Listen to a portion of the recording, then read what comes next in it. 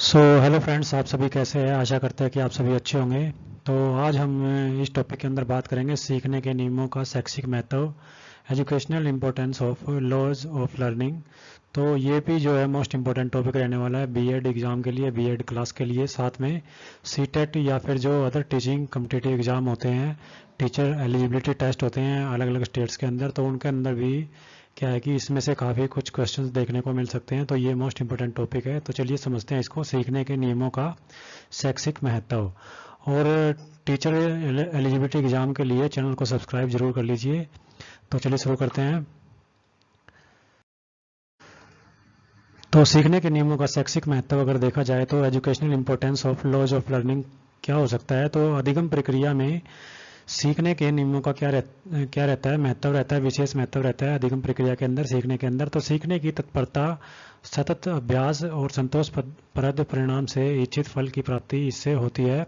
इसलिए शिक्षक को चाहिए कि वे कार्यक्रम निश्चित करते समय इस बात का ध्यान रखें कि वह बच्चों के लिए संतोषप्रद हो और उनमें तत्परता की स्थिति पैदा की जाए। ऐसा न होने से प्रयत्न व परिश्रम क्या होगा, व्यर्थ चला जाएगा। तो सीखने के नियमों का शैक्षिक महत्व अगर देखा जाए तो बहुत अधिक बनता है शैक्षिक महत्व। तो इसमें अधिगम प्रक्रिया में सीखने के नियमों का विशेष महत्व रहता है और सीखने की तत्परता, सतत अभ्यास, संतोषप्रद परिणाम से इच्छित फल की प्राप्ति होती है। इसीलिए शिक्षक को चाहिए कि वे कार्यक्रम निश्चित करते समय इस बात का ध्यान रखें कि वह बच्चों के लिए संतोषप्रद हो और उनमें तत्परता की स्थिति पैदा की जाए। ऐसा न होने से क्या होगा, प्रयत्न व परिश्रम जो होगा किसी भी अध्यापक का, किसी भी शिक्षक का, वो व्यर्थ चला जाएगा। उसमें विद्वानों ने सीखने की क्षमता को बढ़ावा देने के लिए सीखने के नियमों का शैक्षिक महत्व माना है, जो निम्नवत हो सकता है। तो वो कौन से महत्व हो सकते हैं वो देखते हैं हम। सबसे पहले आता है उद्देश्यों की स्पष्टता। तो सीखने के नियमों का सबसे पहला जो महत्व रहता है वो रहता है उद्देश्यों की स्पष्टता, क्लैरिटी ऑफ एम्स। तो क्लैरिटी ऑफ एम्स के अंदर क्या होगा कि शिक्षा के क्षेत्र में ज्ञान का उद्देश्य निश्चित, स्पष्ट और जीवन उपयोगी होना चाहिए। जब बच्चे उसे सीख लेंगे तो स्वतः ही सीखने के क्षेत्र में अपने ध्यान को एकाग्र कर सकेंगे। वे सुख देने वाला कार्य कष्ट देने वाले कार्य की अपेक्षा शीघ्र करते और सीखते हैं। तो उद्देश्यों की स्पष्टता जरूर होनी चाहिए किसी भी विद्यार्थी को शिक्षा के क्षेत्र के अंतर्गत जब वो सीखता है, और साथ में शिक्षक को भी इसकी जानकारी होनी चाहिए। उद्देश्यों की स्पष्टता शिक्षक को भी होनी चाहिए। तो शिक्षा के क्षेत्र में ज्ञान का उद्देश्य निश्चित, स्पष्ट और जीवन उपयोगी होना चाहिए।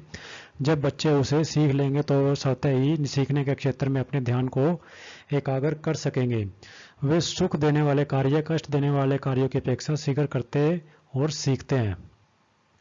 उसके बाद अगर हम बात करें तो उसके बाद अगर हम बात करें तो उसमें सेकंड जो आएगा वो आएगा उपयुक्त ज्ञान एवं क्रिया का चयन, selection of action and appropriate knowledge. तो बच्चों की जो होती है शारीरिक और मानसिक जो अक्षमता होती है उसका मूल्यांकन करने के बाद ही सीखने वाले को उपयुक्त ज्ञान व क्रिया और विधि का चुनाव करना चाहिए। मतलब सिखाने वाला जो होता है या सीखने वाला जो होता है, तो सिखाने वाला कह सकते हैं आप इसमें, शिक्षक जो है उसको क्या करना चाहिए, जो बच्चों की शारीरिक मानसिक क्षमता का मूल्यांकन पहले कर लेना चाहिए। उसके बाद ही सीखने वाले का उपयुक्त ज्ञान और क्रिया की विधि का चुनाव करना चाहिए। इससे क्या होगा कि उसे स्थानांतरण एवं अभ्यास से सरलता क्या होगी, प्राप्त होगी, सरलता मिलेगी। उसके बाद जो इसमें नेक्स्ट पार्ट आएगा वो आएगा अभ्यास जागृत करना।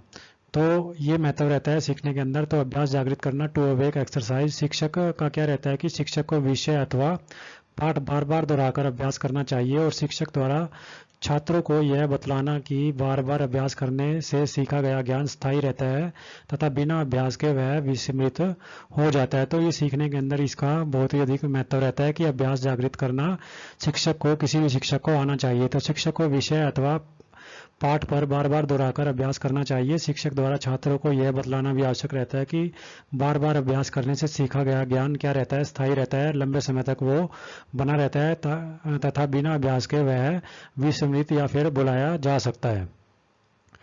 उसके बाद नेक्स्ट पार्ट आता है इसके अंदर, वो आता है नेक्स्ट पॉइंट जो आता है वो है तत्परता जागृत करना। तो टू अवेक रेडीनेस। तो टू अवेक रेडीनेस के अंदर क्या होता है कि बच्चा छात्र अपने कार्य को तभी सीख सकते हैं जब वह सीखने के लिए तैयार होंगे। तत्परता बच्चों की रुचि, उत्साह, शारीरिक मानसिक स्वास्थ्य आदि पर निर्भर करता है।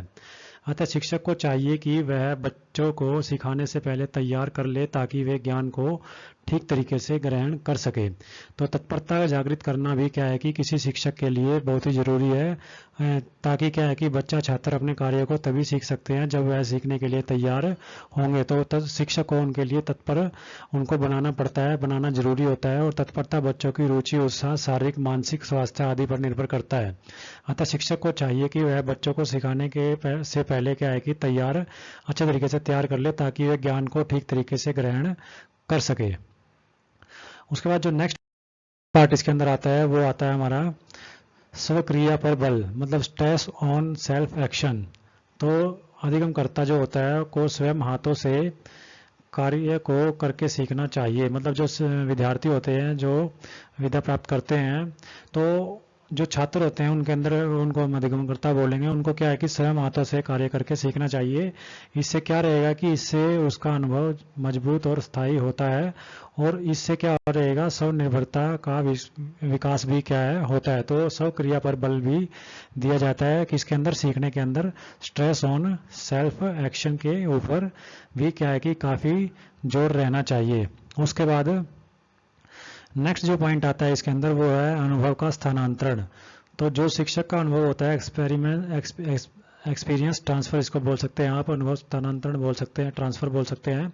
तो इसमें क्या रहता है, सीखने के नियमों से यह स्पष्ट होता है कि मानवीय अनुभव का विशेष महत्व होता है, और शिक्षक को चाहिए कि वे छात्रों को अधिक से अधिक अनुभव के एकत्रित करने का अवसर प्रदान दे। इसके पश्चात वे छात्रों को अनुभवों की नवीन समस्या या कार्य के सीखने में उपयोगिता बताए। इस प्रकार बार बार अभ्यास और प्रयोग से छात्र स्वतः ही अनुभवों का प्रयोग करना सीख जाएंगे।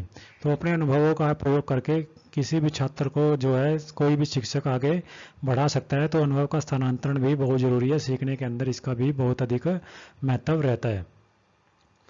उसके बाद नेक्स्ट पॉइंट की अगर हम बात करें तो इसमें प्रेरकों का प्रयोग भी किया जाता है। यूज ऑफ मोटिव्स जो होते हैं वो जरूरी है सीखने के अंदर। तो सीखने के नियमों ने यह स्पष्ट कर दिया है कि सीखने के लिए उचित वातावरण और प्रेरकों का प्रयोग करना आवश्यक है। जब हम बच्चों को पुरस्कार, प्रोत्साहन, प्रशंसा के द्वारा सीखने के लिए तैयार करते हैं तो वे सीखने के प्रति उत्साह और रुचि को प्रकट करते हैं।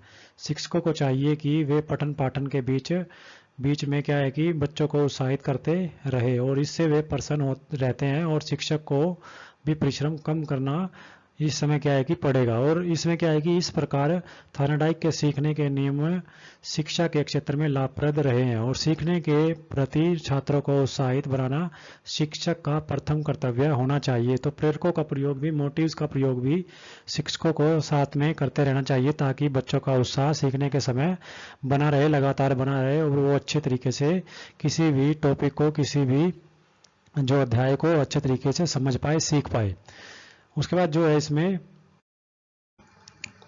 कुछ पुनरावृत्ति बिंदु हम देख लेते हैं कि हमने इसके अंदर क्या क्या देखा है, क्या क्या समझा है। तो उसमें सबसे पहले आता है थॉर्नडाइक द्वारा प्रतिपादित सीखने के 2 महत्वपूर्ण नियम बताए गए हैं जिसके प्रयोग से अधिगम अधिक प्रभावशाली होता है। कुछ प्राथमिक होते हैं, प्राथमिक के अंदर 3 नियम आते हैं, और साथ में कुछ गौण होते हैं, तो गौण के अंदर 5 नियम ऐसे थॉर्नडाइक ने जो है बताए हैं। उसके बाद सीखने के मुख्य नियम जो है तत्परता का नियम है, सेकंड जो है अभ्यास का नियम है, और तीसरा परिणाम का नियम होता है। तो ये मुख्य नियम या फिर प्राथमिक नियम बोले जाते हैं सीखने के। उसके बाद सीखने के गुण नियमों की अगर बात की जाए तो जैसा कि मैंने बताया था कि वो 5 है। मनोवृत्ति का नियम, बहु प्रतिक्रिया का नियम, और आंशिक क्रिया का नियम, अनुरूपता का नियम, और संबंधित परिवर्तन का नियम। सीखने के नियम का प्रयोग कर शिक्षक छात्रों में अधिगम के प्रति रुचि, उत्साह एवं संतोष विकसित कर सकते हैं।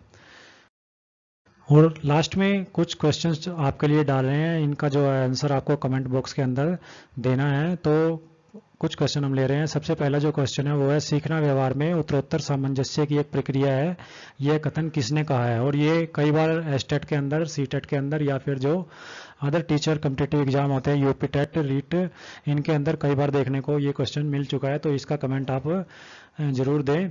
तो इसमें सीखना व्यवहार में उत्तरोत्तर सामंजस्य की एक प्रक्रिया है, यह कथन किसने कहा है। इसके जो ऑप्शन आपको दिए गए हैं वो है ए स्किनर का, बी थॉर्नडाइक का, सी वुडवर्थ का, और डी कोलर का। तो इसका आंसर दीजिए आप कमेंट बॉक्स के अंदर। साथ में नेक्स्ट क्वेश्चन जो हम ले रहे हैं वो है योजना विधि के जन्मदाता कौन है। तो ये भी कई बार टेस्ट के अंदर आ चुका है। इसमें जो ऑप्शन रहेंगे आपके वो रहेगा ए फ्रावेल, बी जॉन डीवी, सी थार्नडाइक और डी स्किनर। तीसरा क्वेश्चन जो है वो है सीखने के गौण नियमों की संख्या कितनी है। तो सीखने के गौण नियमों की संख्या अभी हमने उसका बताया भी था। इसमें जो ऑप्शन दिए गए हैं वो आपके हैं ए 4, बी 5, सी 6 और डी 7। तो ये कुछ क्वेश्चन हमने डाले हुए हैं और ये मोस्ट इंपॉर्टेंट क्वेश्चन है। इनके क्वेश्चन के जो आंसर है वो आप कमेंट बॉक्स में अवश्य दें।